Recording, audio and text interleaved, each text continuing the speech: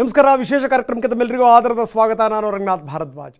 ರಾಜ್ಯದಲ್ಲಿ ಹಲವಾರು ಬೆಳವಣಿಗೆಗಳು ನಡೀತಾ ಇದೆ. ಈ ರಾಜಕೀಯ ಕೆಸರ ಚಾಟಗಳು ಇದೆಲ್ಲದರ ಜೊತೆಗೆ ಈಗ ಅತ್ಯಂತ ಹೆಚ್ಚು ಸುದ್ದಿಯಲ್ಲಿರುವಂಥದ್ದು ಜಾತಿ ಗಣತಿ. ಸೊ ಇಂಥ ಸಂದರ್ಭದಲ್ಲಿ ಬೇರೆ ಬೇರೆ ಮಠಾಧೀಶರು ತಮ್ಮ ಈ ಪರಿವಾರದ ನಾಯಕರುಗಳ ಜೊತೆಗೆ ಮೀಟಿಂಗ್ಗಳನ್ನು ಮಾಡ್ತಾರೆ. ಸ್ವಾಮೀಜಿಗಳು ಕೂಡ ಮೀಟಿಂಗ್ಗಳನ್ನು ಮಾಡಿದ್ದಾರೆ.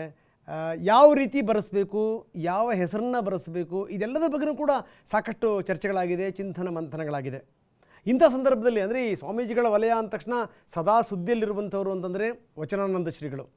ವಚನಾನಂದ ಶ್ರೀಗಳು ಈ ಪ್ರಸ್ತುತ ಬೆಳವಣಿಗೆಗಳ ಬಗ್ಗೆ ಅಂದರೆ ಈ ಪೀಠಗಳಲ್ಲಿ ಆಗ್ತಿರುವಂಥ ಡೆವಲಪ್ಮೆಂಟ್ಗಳಾಗಿರ್ಬೋದು, ಇನ್ನು ಈ ಜಾತಿ ವಿಚಾರದಲ್ಲಾಗಿರುವಂಥ ಡೆವಲಪ್ಮೆಂಟ್ಗಳು, ಇದೆಲ್ಲದರ ಬಗ್ಗೆ ವಚನಾನಂದ ಶ್ರೀಗಳು ಏನು ಹೇಳ್ತಾರೆ. ಬನ್ನಿ, ನಮ್ಮ ಜೊತೆಗೆ ವಚನಾನಂದ ಶ್ರೀಗಳು ಜಾಯ್ನ್ ಆಗಿದ್ದಾರೆ.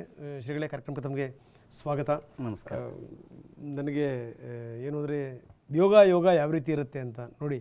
ನೀವೆಲ್ಲೋ ಉತ್ತರ ಭಾರತದಲ್ಲಿ ಯೋಗದಲ್ಲಿ ನಿರತರಾದಂಥವರು ಬಂದು ಸ್ವಾಮೀಜಿ ಆದ್ರಿ. ಅದರಲ್ಲೂ ಒಂದು ಪ್ರತಿಷ್ಠಿತ ಮಟ್ಟಕ್ಕೆ ಸ್ವಾಮೀಜಿ ಆಗಿರುವಂಥದ್ದು.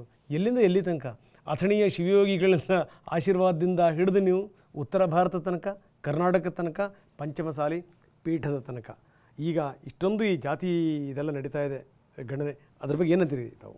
ನೋಡಿ, ಇದೆಲ್ಲವೂ ಪೂರ್ವ ಜನ್ಮದ ಪುಣ್ಯ ಅಂತ ನಾವು ಭಾವಿಸ್ತೇವೆ.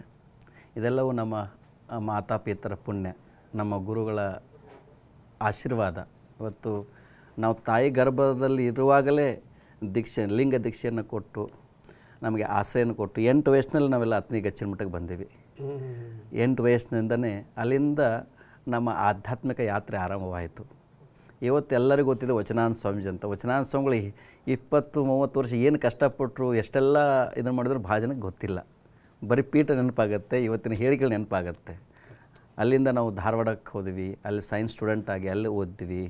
ಆಮೇಲೆ ಚಿತ್ರಮುರುಘಾ ಮಠದಲ್ಲಿ 3 ವರ್ಷ ಸಾಧಕ ಬೋಧಕ ಸುಧಾರಕ ಅಂತ ಅಲ್ಲಿ ಓದಿ, ಆಮೇಲೆ ಹಿಮಾಲಯಕ್ಕೆ ಹೋಗಿ ಅಲ್ಲಿ ಒಬ್ಬ ಶ್ರೇಷ್ಠ ಸ್ವಾಮಿ ವೇದ ಭಾರತಿ ಅನ್ನೋಂಥ ಒಬ್ಬ ಗುರುಗಳ ಪತ್ತಲದಲ್ಲಿ ಅಧ್ಯಯನ ಮಾಡಿದ್ವಿ.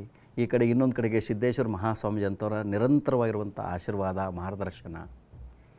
ಆಮೇಲೆ ಯೋಗ ಬಂತೆ, ಮತ್ತೆ ಕರ್ನಾಟಕಕ್ಕೆ ವಾಪಸ್ ಬಂದು ಈ ಸಂದರ್ಭದಲ್ಲಿ TV9ಗೆ ನಾನು ಧನ್ಯವಾದ ಹೇಳ್ತೇನೆ. ಬಹುತೇಕ TV9 ನಮ್ಮಂಥವ್ರಿಗೆ ಒಬ್ಬ ಸಾಧಕ ಹಿಮಾಲಯದಿಂದ ವಾಪಸ್ ಬಂದಂಥ ಸಂದರ್ಭದಲ್ಲಿ ಬೆಂಗಳೂರಿನಲ್ಲಿ ನನಗೆ ಯಾರೂ ಪರಿಚಯನೇ ಇರಲಿಲ್ಲ.